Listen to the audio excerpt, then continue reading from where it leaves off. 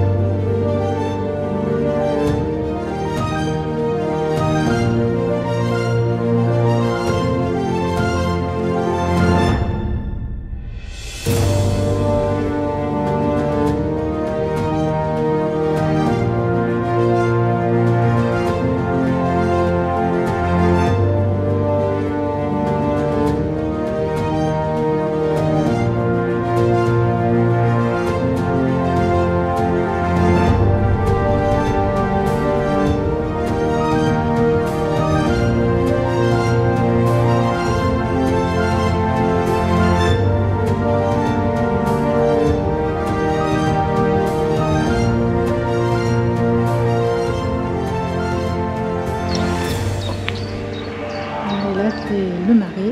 Ouais, les petits canards. Ça bouge là-dedans, il doit y avoir du poisson.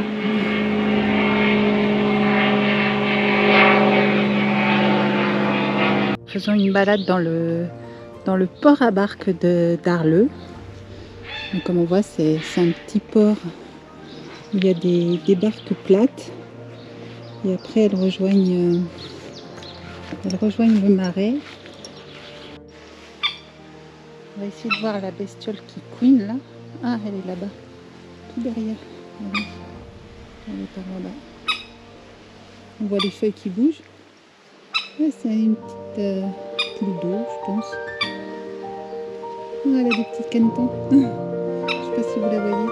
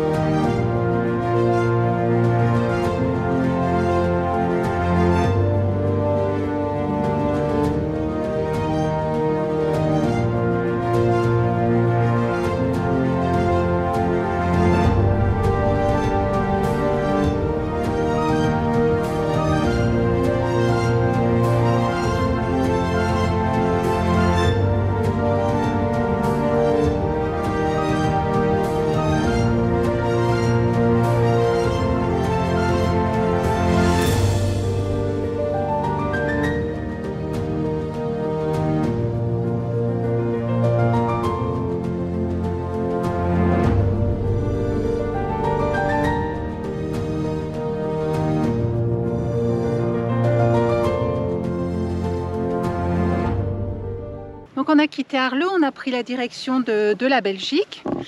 Bon, on n'a pas trouvé beaucoup de points d'intérêt sur notre route, hormis ce clocher qui penche un peu façon Pise. Donc voilà, c'est la petite particularité qu'on a trouvée sur notre route. Donc pour la petite histoire, le clocher était droit quand ils l'ont construit. Là, le fait qu'il penche, c'est dû aux infiltrations, aux intempéries. Donc il est en train clairement de pencher dangereusement.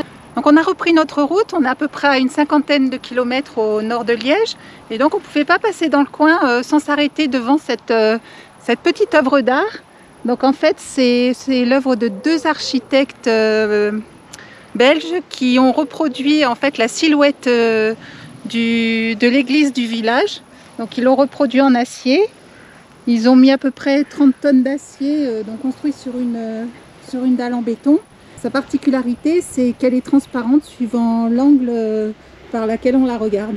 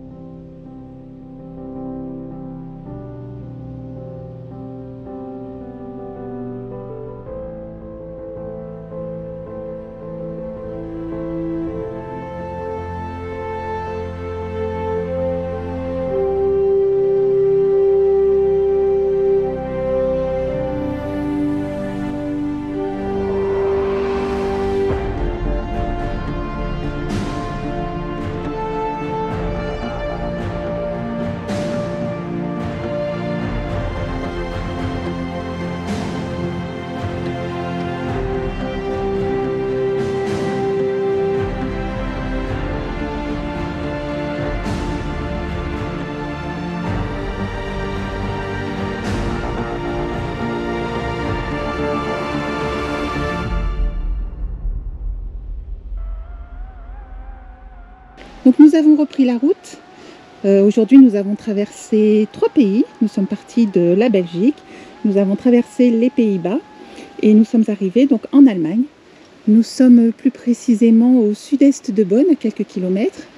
Et là, nous voulions vous montrer le château de Drachenburg, qui est situé en haut d'une petite colline et qui surplombe la ville. Alors c'est un château d'agrément, c'est-à-dire qu'il n'a pas de passé royal. Il a été construit par un particulier. Sa construction a été assez rapide pour l'époque quand même, 1882. Et donc sa construction a duré 2 ans. Et le propriétaire en fait ne l'a jamais habité. Il est mort quelques années plus tard à Paris, mais il n'a jamais habité son château. Et là c'est devenu un musée, donc il est ouvert au public, qui peuvent visiter parc, jardin et intérieur. Donc voilà, il est de style médiéval gothique. C'est un style qu'on aime bien avec ses nombreuses tourelles, ses grandes fenêtres. Voilà, ça fait un petit château de conte de fées. C'est vraiment mignon et on espère que ça vous plaira.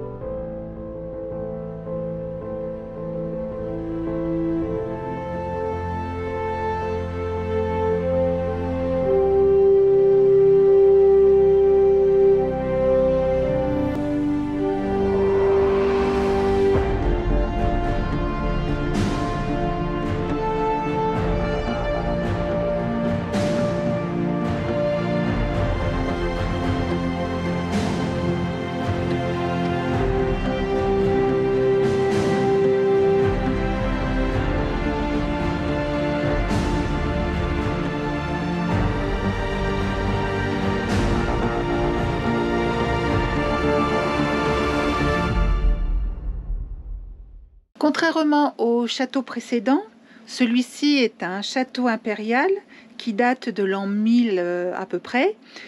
Donc c'est le château de Cochem qui se situe à environ 90 km au sud de Bonn. Celui-ci est vraiment chargé d'histoire car il a connu de nombreuses batailles et c'est aussi un des plus hauts châteaux de la vallée de la Moselle allemande. Il a été entièrement détruit au XVIIe siècle par les troupes françaises et reconstruit d'après les plans d'origine en 1877. Enfin, les travaux ont été terminés en 1877.